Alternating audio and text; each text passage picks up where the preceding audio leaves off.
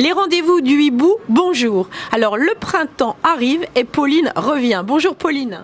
Bonjour Agnès. Alors on est très heureux de te retrouver. Je rappelle que Pauline est notre chroniqueuse cannoise. Elle est par ailleurs sémiologue et est à nouveau l'auteur d'un ouvrage pile poil dans l'air du temps, Les monstres 2.0.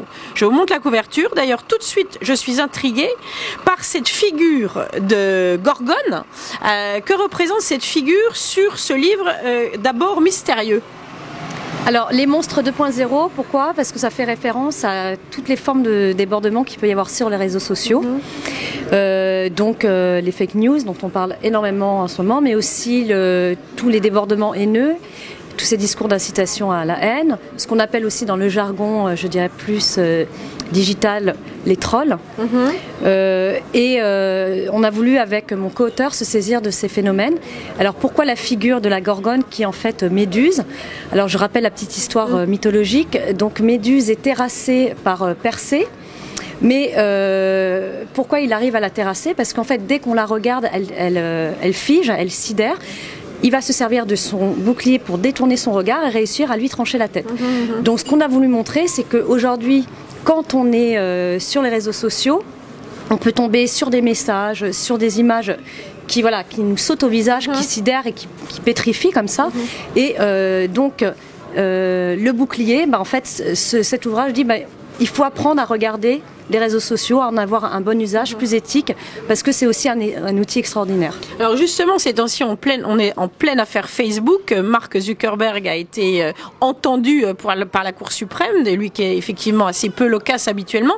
C'est assez inquiétant quand même, et j'ai l'impression que nous, utilisateurs, on ne se rend pas compte effectivement des données qui sont ensuite enregistrées à nos dépens ou pas, mais en tous les cas à l'usage d'autres puissances.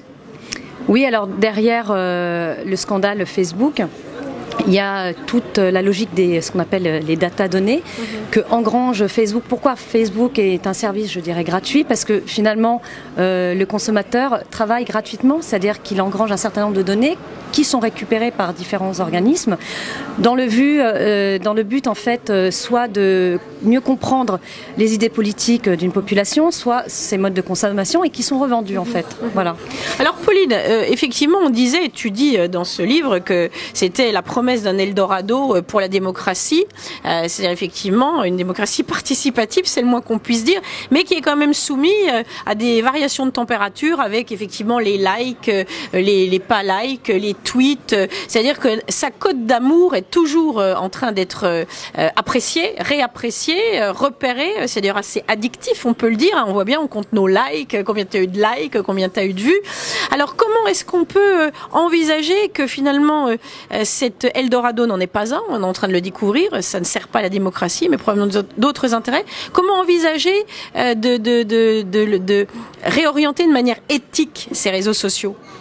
Alors effectivement, derrière le projet d'Internet, il y avait ce qu'on appelle l'idéologie des hackers, c'est-à-dire les premiers précurseurs, avec cette logique de la liberté de parole, de la gratuité, de l'accessibilité et surtout de l'horizontalité. C'est très important, c'est-à-dire casser une verticalité entre le pouvoir, une élite et la base, et comment finalement, grâce notamment aux réseaux sociaux, chacun peut prendre la parole et exprimer ses idées. Alors pourquoi aujourd'hui il y a un énorme problème? Parce que derrière cette idéologie, il y a quand même une logique qui est celle de la société de consommation, de l'ultralibéralisme. C'était de rendre ce modèle aussi à un moment donné économiquement viable. Et donc via les data-données, c'est comme ça qu'ils ont rendu le projet viable, et d'où finalement la perversité du système, parce que c'est devenu un objet de surveillance. Voilà, ce qu'on n'appelle pas la Big Brother. Voilà, Big Brother, des individus et d'affinement de surveillance extrêmement précis, parce qu'on peut savoir exactement où vous êtes, ce que vous aimez, ce que vous aimez pas.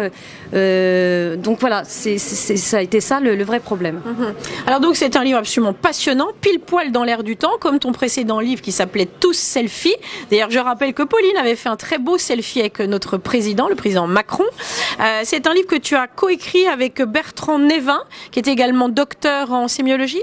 Alors non, Bertrand Névan, lui, il est plus spécialiste des médias et il est docteur en histoire de l'art. Parce que l'idée, c'était de revenir un peu sur cette figure du monstre et quel est le rôle du monstre qui a toujours eu un rôle en fait sur l'espace social. Et d'où le titre, c'est-à-dire que le monstre, c'est celui qui se monstre de sa racine, voilà. Montrer. Voilà, monstrum, de sa racine latine, et qui fonctionne comme une alerte par rapport au vivre ensemble, par rapport aux valeurs partagées, et qui montre, bah voilà, quand est-ce que là, on est dans la différence, dans leurs normes, voire dans le déviant. Exactement. Effectivement, là, on est dans une forme de déviance, avec pour autant, j'en discutais il y a quelque temps avec l'association, la Fondation Brigitte Bardot, eux, en revanche, bénéficient des réseaux sociaux pour faire passer des images, notamment de souffrance animale, qui n'ont pas droit de citer, droit d'accès sur les grands réseaux classiques, enfin sur les chaînes classiques. Donc il y a quand même un intérêt, c'est-à-dire effectivement, on prend parfois des images qu'on ne souhaiterait pas dans le visage, mais on a aussi accès à des réalités qui sont un peu dissimulées. Alors voilà, en fait, il ne faut pas oublier que le réseau social, enfin les réseaux sociaux, ça reste un médium. Après, toute la difficulté est de savoir qu'est-ce qu'on en fait, l'utilisation qu'on en fait. Donc évidemment, pour beaucoup de causes militantes, le réseau social est un outil extraordinaire de communication et de visibilité et de sensibilisation. Voilà. Mais quand ça devient un objet de communication, de visibilité pour ce qu'on appelle la fachosphère, là ça pose un problème parce que il y a des victimes désignées du fait, voilà, soit parce qu'elles sont juives, arabes, etc. Et là il y a une espèce d'effet de horde sur un individu ou un type d'individu qui a lieu. Et là on est dans le débordement et dans la discrimination, le racisme, etc. Exactement. Effectivement, le retour de la horde sauvage version 2.0. Pauline, merci beaucoup. Alors, est-ce que nous aurons le plaisir de te retrouver sur les plages cannoises? D'ailleurs, j'ai vu que tu défendais un film qui m'a l'air au titre éminemment prometteur, qui s'appelle Largué. Oui. Alors, il sera pas à Cannes. Mais par contre, ce film est un film fait par des femmes sur les femmes. Alors, évidemment pour les femmes, mais aussi pour les hommes, parce que ça vous apprend beaucoup, messieurs, sur la psychologie féminine. Et cette année encore, si tu m'invites, Agnès, je vous ferai un petit décryptage de l'affiche, qui est quand même très intéressant. Rendez-vous avec ma fidèle Fanny. Bonjour Fanny, merci pour tout. Donc je vous encourage vivement à découvrir le dernier ouvrage de Pauline Gauquier, qui est fourmillant d'informations, qui est très vivant, comme toi, et qui est absolument passionnant. Merci beaucoup, à très bientôt. Merci Agnès.